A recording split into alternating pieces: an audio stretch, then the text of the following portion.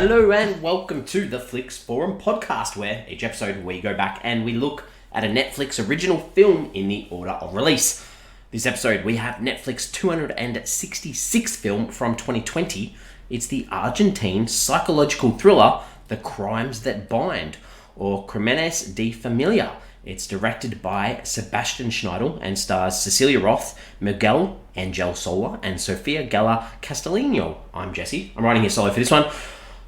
Don't know if you've heard about this one. If you haven't, and you're keen to check it out, give us a pause. Come back a little bit later on, because I'm going to jump into it and obviously spoil it at various stages throughout. But we start the show with the Fast Flicks, where we do a quick little summary of what the film is all about. So this one, it's about a mother who will do pretty much anything to support her son, even if it means neglecting those in the right. Ooh, I like that one. I'm happy with that one. I think that's intriguing enough to, if you still haven't decided you wanted to check it out, that might help you out a little bit. But let's talk about how this ended up on Netflix. Why is this a Netflix original film? I mean, this is that pandemic time as always, but we'll talk a little bit about how it came together. So this film had a lot of people involved in it, and they had specialists from the country office of the International Labour Organization for Argentina and UN Women actively participated in the pre-production of this film with the writing of the script. So that probably gives you a little bit of some insight into what this film's about, because this film is inspired by a true story, and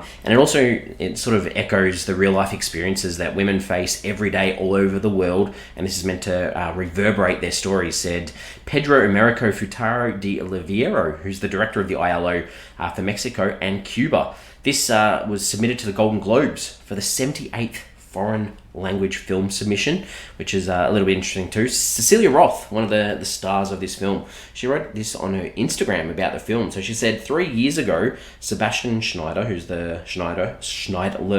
is the director of the film, she said they were having a drink in a bar near her house. We talked for a long hour without knowing each other about a script that did not yet have a title. I read it that same night, and a few days later I called. An unknown person had opened a door to a new world, his own. The intimacy of what is written is always disturbing when it breathes truth. Months and years passed before the project could be completed.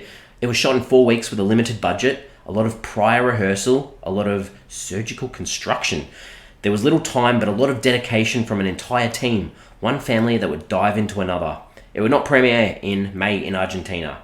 May was not the May we assumed it would be, nor June, nor July, nor August. No month in which I found that it would be released was on the 20th on a platform that has millions of users, meaning Netflix. What happened? She says with a question mark. It's hard to explain, but it exploded on this strange dystopian planet where we live distanced from each other. It became the 4th most watched film on the planet. We've spent days in houses we don't know, in distant places, in distant countries, bringing this story closer to other stories. It's overwhelming, but today I decided to enjoy it. Why not? A drink and a toast to a good Netflix film. So Cecilia Roth, obviously very proud of this work, of this film that she's done. And I guess I haven't really, it's a little bit hard to go into too much context about the plot of this film. But obviously, there's lots in it that we can talk about as we go. This film had a tagline called Blood Never Lies. Really like that tagline in the context of this film, in relation to a mother and son. And around the world, different titles. In Spanish, it was called Family Crimes. In German, Crimes Connect. In Japanese, Family Crime, A Family's Mistake. In Romanian, it was called The Shadow of Our Crimes. And in Swedish, it was called United in Crime. So lots to take away from all those different titles. All pretty good, to be honest, and all relate pretty closely to this film. As was sort of mentioned a little bit in that cross-translated Instagram post that I read out before, but this was released on the 20th of August 2020 on Netflix worldwide. It was filmed in and around Buenos Aires in Argentina and had 4 nominations at award ceremonies. I had 3 at the Platino Awards for, and I apologize for this, but Ibero-American Cinema, for Best Actor for Miguel Sola, for Best Supporting Actress for Yanina Avila, and for Best Screenplay for Sebastian Schindel. Also, it was nominated at the Argentinian Film Critics Association Awards for Cecilia Roth for Actress in a Leading Role. There we go. So a couple of good things there to hear from it. What are the critics and audiences saying about this film? Rotten Tomatoes sits on a 67%. That's on 6 reviews, so it's definitely fresh. Audience has it at 63%. That's on less than 50 ratings though, so still positive, I guess. on IMDb. It's got about 4,300 ratings. Sits at a 6.7 out of 10. So exactly the same as Rotten Tomatoes if we looked at the same equivalents. On Letterboxd, sits at a 3.2 out of 5 on nearly 4,500 ratings. Been logged by nearly 6,000 people though. So yeah, I guess positive, not massively positive, not negative. So what are my early thoughts on this one? For me, I think this is a film that stays with you. I like these types of films that stay with you. There's so much to think about throughout this film, even if the film is a bit slow and does drag at times, but it's well worth the watch, I think, to think about the horrendous impact of domestic violence, which this film does cover in quite a bit of detail. So, let's talk about the characters. Alicia's our main character. She is a very, very complex character and a great performance in this role, I think, from Cecilia. This is a woman who only wants the best for herself and her kids.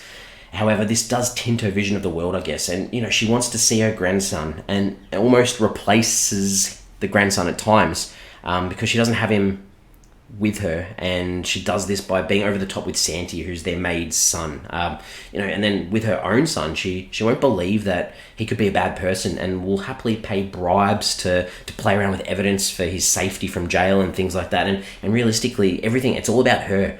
Even when she's on stand to support Gladys, who is the family maid, she can't help but make this all about herself, and it's such a complex character and so well performed. Really enjoyed that character. I'll talk about Ignacio, who's a retired engineer, married to Alicia, still goes into the office. My interpretation is he goes into the office and continues with or off doing other things so he can have space from Alicia because she's becoming too overwhelming for him almost at this late stage in their life and their relationship.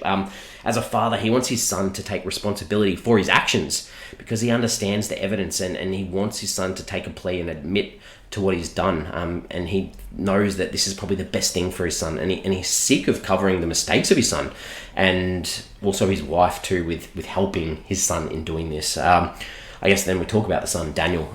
Daniel, the son of Alicia and Ignacio. He's on trial in this film for attempted murder and rape of the mother of his son, Marcella. She's been continually getting restraining orders against him, and he won't admit to them being divorced, only separated, a key sign of domestic violence, I guess. He's abused drugs and lost any work or employment that he's had, which included selling motorbike parts, so nothing too beneficial. And his angst is that his ex or his wife is preventing him from seeing his son, even though he probably doesn't deserve to, as we see throughout this film. Got to talk about Gladys, the family maid. And, she has this son, Santi, who I mentioned before. She lives in this household with Alicia and Ignacio. There are hints that she was abused by her father and then pregnant in this film from an assault. She's this representation of this generational abuse, neglect, and the inability for some in society to break the shackles and admit the wrongs that are happening in the world too. And Marcella, the other character that we talk about, who's Daniel's estranged partner. She was young when she met Daniel. She did her best to make things work. She worked 14 hours a day. She tried therapy with him. But we hear that she had to jump from a window with her son to get away from him. She's been stabbed. She's been threatened with a gun. She's been raped. And unfortunately, these are things that people have to face in real life, which is so horrible to see. And I know that this is a fictional film, but, to base these things on real life, it's just so sad that these types of things do happen in the world. The director, Sebastian Schindel, 15 directing credits, all in Spanish, including the 2020 Netflix film, The Wrath of God, which we'll probably cover at some stage on this show too. But I did enjoy this film, but talking about some scenes, I guess it's hard to identify a lot of things that stood out or didn't stand out. I think to talk about things that I liked, I think that we see these constant cuts back to this corridor with the camera slowly getting closer and closer to the door as you see blood and mopping it, and just keeping the audience's mind knowing that this crime is something that we need to get to the bottom of. So I like that throughout the film. I think the dad, Ignacio, when he takes the stand in this courtroom scene, the scene was enough to get me questioning as to whether he was the father of Gladys' son, so maybe threw me off a bit or left it open for interpretation. I liked that, and I think the conclusion of this film, the last few scenes, they were great. Alicia sort of rejecting her son's phone calls, her doing the right thing and taking the police record that she bribed and bought back to Marcella so that she could take it to the DA, and then finally we see that she's actually invited to her grandson Martin's birthday party, so she gets a little bit of a resolution even though she's almost lost her son. I did say there'd be spoilers, but she can build a life with her grandson, so I liked that too. The only sort of thing I didn't like, I think one of the opening shots sets the scene of this big family house. There's family photos everywhere, and it sort of finished on a really poor photoshopped family portrait, which sort of made me laugh, and probably wasn't the way that I was supposed to start this film off. So very minimal there, but other than that, pretty decent film. What is this film trying to say? What are some themes, some ideas? Obviously, there's a lot about gender violence, the consequences, not necessarily just the physical damage that can occur, but the psychological damage as well. The idea of domestic workers too, we see this in this film, they're often educated, lacking rights. It's almost like labour slavery that can happen in these situations. This leads into the idea too of social status, that concern of those in the higher parts of society worrying about what others say, the idea of corruption with money and power, what can you actually get in society, and how that sort of advances those that don't have the money. Motherhood too, the idea of being a mother and the lengths that you go to protect your children or to keep your family safe. A mother's love can be blind. And doing the right thing for grandchildren too, almost like that extension of your own kids. And there was this line, if there's a will, there's a way. This film's left me with so much to think about. So lots to think about in this one. What else did I take away from this film? I think that the storytelling through multiple storylines throughout and very non-linear, and it sort of keeps you on your toes as the audience the whole time, trying to work out when and where you are as the audience, and sort of, it's a great effort in these two sort of crimes that we're looking at, or these two different instances, and the combination to two that crimes, these issues affect everyone. So I thought that was done really well. Questions, ponderings, ideas, thoughts. I don't have answers for necessarily, but the idea that did this film actually excuse Gladys from her crime? I don't think so. We didn't get to see her out of jail as an audience, which is a little bit heartbreaking, I guess. It would have been nice. I don't know, maybe that's the point of the film, is that, it's not always a happy ending for everyone, but I don't think she was excused for actual crime in the end. I know I haven't mentioned what her crime was, but I don't think she was excused.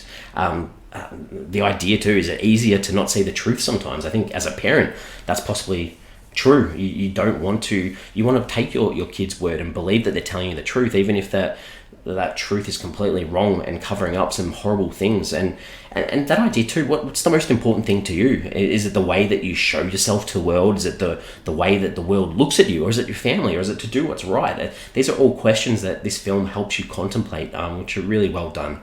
I think it was also good to see, especially towards the end of the film, it was nice to see an older generation change, especially through our mother character and our main protagonist, I guess, in Alicia, and that she was happy to get out of her set ways eventually. It took quite a bit, but she got there in the end, so that was nice to see as well. Alright, ready to wrap this up. We give the film a rating out of 5 for me.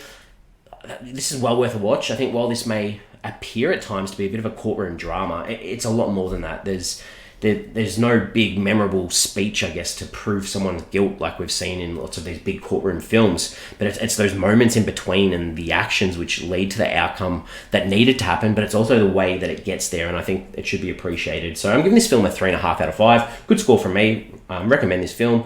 We are on social. We've got Instagram, Facebook, and X, formerly known as Twitter. Question I want to put out there on our post this week, hopefully you're giving us a follow and a like, was, so how do you stop yourself from judging someone? And this is sort of inspired by the quote at the end of the film. How do you stop yourself from judging someone?